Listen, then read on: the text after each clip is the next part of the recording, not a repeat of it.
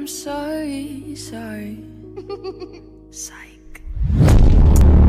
Fala meus amigos da Real Life Treinamentos, Bombeiro Miranda. Hoje nós estamos aqui para falar sobre parada respiratória e parada cardiorrespiratória.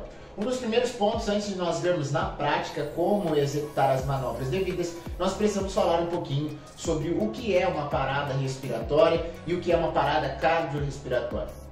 Bom, meus amigos, primeiramente uma parada respiratória ou a famosa PR, certo? Parada respiratória, ela é proveniente, lembra da OVASI, do corpo estranho? Se você ainda não assistiu aí o vídeo que nós estamos falando sobre OVASI, as principais manobras de desobstrução de vias aéreas, vai ter um card aqui em cima ou aqui embaixo, te direcionando a você assistir esse vídeo falando sobre OVASI. Dentro da parada respiratória, pessoal, ela pode ser proveniente do estado clínico, né, que a gente já verificou lá, e ela acontece segundo uma evolução clínica, evolução de um quadro clínico. Quando a minha vítima ela começa a apresentar uma dificuldade respiratória, ela pode ser fruto de um trauma, ela pode ser fruto de uma OVASI, ela pode ser fruto de uma evolução aí de quadro clínico, de um choque anafilático, e essa minha vítima ela começa a ter uma evolução de quadro clínico no sistema respiratório. Ela começa com uma dispneia, que é o que? Uma respiração fraca ou uma respiração difícil, ela tem uma rouquidão na respiração e isso ela começa a evoluir. Mateus, como que eu consigo constatar uma parada respiratória? Todos nós que somos socorristas, bombeiros, profissionais civis, a primeira das coisas que nós aprendemos no suporte básico de vida é executar aí a análise primária. E a análise primária, um dos primeiros procedimentos que nós executamos é a avaliação das vias aéreas, é a abertura de vias aéreas e fazer essa avaliação, o ver, ouvir e sentir. Nesse exato momento que nós começamos a fazer essa verificação de vias aéreas, nós já conseguimos constatar aí se a nossa vítima está tendo expansão de tórax, né? Expansão e retração de tórax é um indício que a minha vítima está respirando.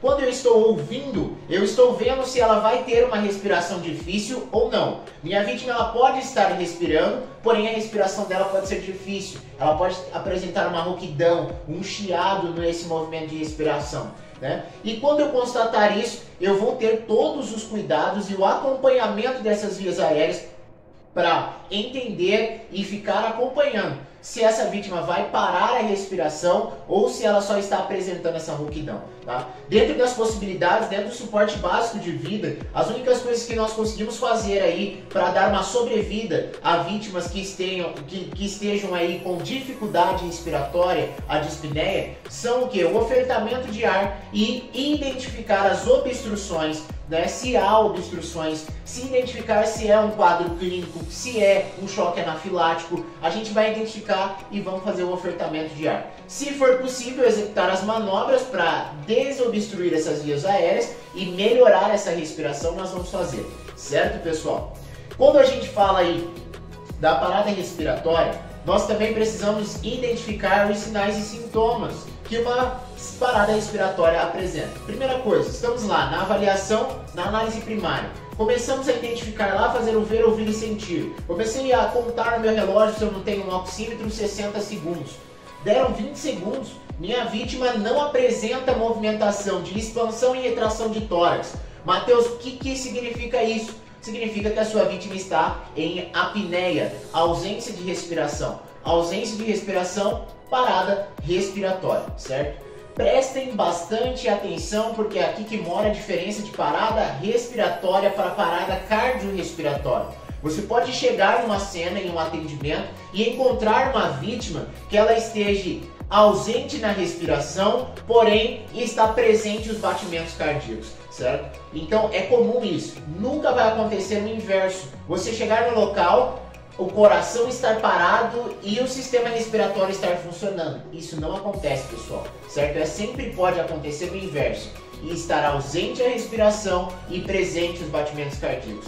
Quando você constatar uma situação dessa, certamente a sua vítima vai estar com a pulsação acelerada. Vai estar aí entre 120 batimentos por minuto a 130, a 150, tá? O coração dela vai estar acelerado. Porque o sistema circulatório entende que está tendo ausência de oxigenação. Se está tendo ausência de oxigenação, ele vai fazer com que todo o sangue que tenha circule o mais rápido possível para chegar em todos os órgãos e assim fazer a oxigenação. E dentro disso, eu gosto sempre de citar o seguinte exemplo. Um coração disparado é semelhante a um carro engatado de primeira e você querendo ir de uma cidade a outra, sempre engatado em primeira.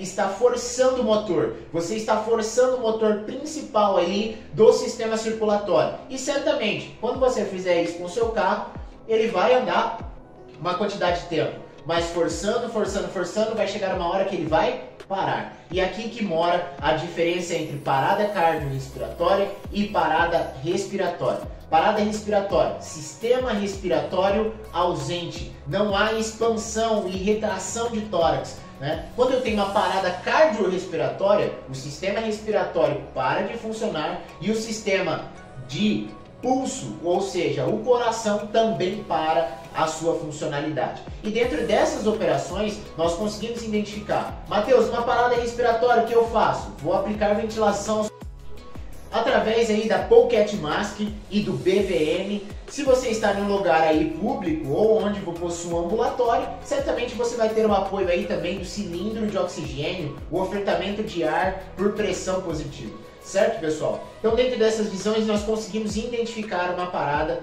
respiratória. Matheus, como identificar a parada cardiorrespiratória? Através do pulso periférico. Na nossa avaliação primária, é também uma das coisas que nós verificamos. Nós verificamos respiração, certificamos de como está essa respiração, se ela estiver ausente ou difícil ou irregular, nós vamos fazer o ofertamento de ar. Depois disso, nós vamos para o circulatório, checando aí nos principais pontos, no pulso radial ou no pulso carotídeo, certo? E quando a gente faz essa verificação, nós vamos certificar que o pulso está ausente. Ele não pode estar tendo pulso. Matheus, eu estou sentindo, mas está fraco. Eu vou fazer alguma coisa? Não vai fazer nada. Você só vai acompanhar os sinais vitais, certo? Se ela está em parada, vai fazer o ofertamento de ar, acompanhando os sinais vitais, acompanhando os batimentos cardíacos. A partir do momento que houve ausência, nós vamos executar as manobras de RCP, certo, pessoal? E dentro dessa visão, eu vou explicar um pouquinho para vocês nesse vídeo como nós executamos, como nós fazemos uma abordagem de vítima e como nós vamos aí proceder nos protocolos aí de RCP, certo? Fique nesse vídeo até o final aí, que agora nós vamos começar a colocar a mão na massa.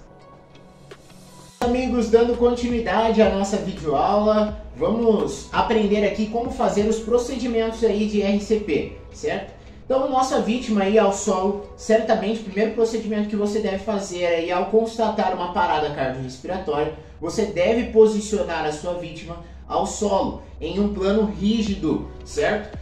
A sua vítima estando aí em plano rígido, você vai se posicionar aí à direita sempre da sua vítima, da melhor forma possível. Feito já toda a nossa avaliação de análise primária, certamente a nossa vítima já vai estar com as vias aéreas aí aliviadas, né, através das manobras aí de jaw thrust, chin lift que a gente faz. E dentro disso, nós constatamos aqui uma parada cardiorrespiratória. Cheguei ao local, me posicionei, já tenho a certeza que o pulso dessa vítima está ausente. O que eu vou fazer, Matheus? Primeiro de tudo, certifiquei que o pulso está ausente. Por gentileza, acionem uma unidade avançada de saúde e se há um DEA nas proximidades, por favor, traga o DEA, certo? Dentro disso, eu vou identificar primeiramente a região external da nossa vítima. Qual seria a região do externo? No vídeo de Ovas, eu mostrei para vocês como faz para você achar o externo. Está sempre aqui, ó, entre a linha dos mamilos. Outro ponto importante, achei o externo, cheguei no vazio, no mesmo vazio aí, no ponto onde acaba o osso do externo, né? Esse ponto vazio, o que você pode fazer? Conta 3 dedos e posiciona aí a sua mão na região aqui, ó, na região entre os mamilos. Posicionei a minha mão entre a região dos mamilos, o local da compressão. Um ponto importante, o posicionamento dessas minhas mãos. Presta atenção, ó. Espalmo a minha mão para frente. Depois eu venho com a minha outra mão e faço isso aqui, ó.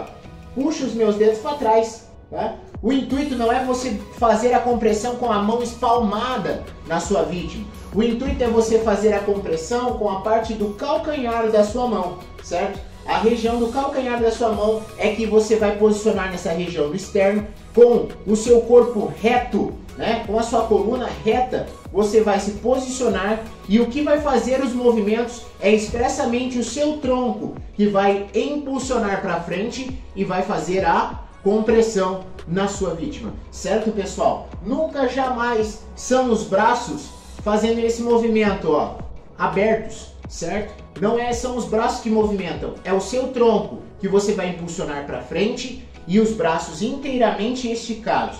Vou ficar de lateral para você conseguir identificar, ó. Posicionamento aqui também correto, eu ficar cerca de 5 centímetros distante da minha vítima, né? Fiz o posicionamento aqui, ó, meus braços retos, minha coluna também ereta, eu vou fazer as compressões. Na região correta aí do externo, vou começar as compressões, certo, pessoal? Então, esse é o ritmo, esses são os posicionamentos ao qual você vai começar a fazer as suas compressões, certo? Dentro dessa visão, Matheus, como que eu tenho que fazer? Eu tenho que fazer compressão até a chegada do resgate? Precisamos entender se você está sozinho na cena. Se você tem outra pessoa que tem um conhecimento de primeiros socorros e você possui um BVN, você possui uma Pocket Mask, você pode fazer aí os procedimentos também de ventilação. O protocolo da RCP, né, da parada cardiorrespiratória aí, a gente vai executar um protocolo chamado CABD, compressões torácicas. Vamos continuar se preocupando com as vias aéreas, vamos aplicar ventilação nessa vítima e se nós tivermos a presença do DEA, vamos aplicar a desfibrilação na nossa vítima. Se nós não temos a presença do DEA, nós vamos fazer as compressões e ventilações até a chegada deste equipamento que é de suma importância para uma reversão de quadro clínico. O DEA, a explicação do DEA de como colocar as paletas, quais os principais itens que contém aí numa maleta de DEA, eu vou falar no próximo vídeo. Dentro dessa visão, pessoal, fiz as compressões. Matheus, quantas e em quantas eu tenho que fazer? Como que eu tenho que proceder? Lembra lá da UVAS, que também são 5 compressões por 2 ciclos? Aqui é um pouquinho diferente. Se você está em 2 socorristas, você vai fazer 30 compressões por 2 ventilações. Se você é um socorrista que está sozinho, mas você possui uma Pocket Mask, eu posso te dizer também que você também é orientado a fazer 30 compressões e 2 ventilações através da Pocket Mask, certo, pessoal? Matheus, não tem uma Pocket Mask, só estou eu aqui, eu não vou fazer aí um procedimento, não tenho equipamento suficiente. Faça apenas as compressões. Se você está sozinho, vai fazer 100 compressões, de 100 a 120 compressões por minuto e vai fazer uma reavaliação da sua vítima, certo? Ao término de cada uma dessas 100 compressões, certo, pessoal? Então o posicionamento, a identificação é de suma importância, não pode haver dúvidas. Só vou realizar esses procedimentos quando o pulso da vítima que eu estou diagnosticando, que eu estou atendendo, estiver ausente, certo, pessoal? No próximo vídeo eu vou mostrar para vocês aí como você executar as compressões e executar também as ventilações. Forte abraço do Bombeiro Miranda, da Real Life Treinamentos. Se você tem alguma objeção, alguma dúvida, deixa aqui nos comentários. Se você é novo por aqui e chegou até o final desse vídeo, se inscreve aqui, deixa o seu joinha e tamo junto. Até a próxima aula.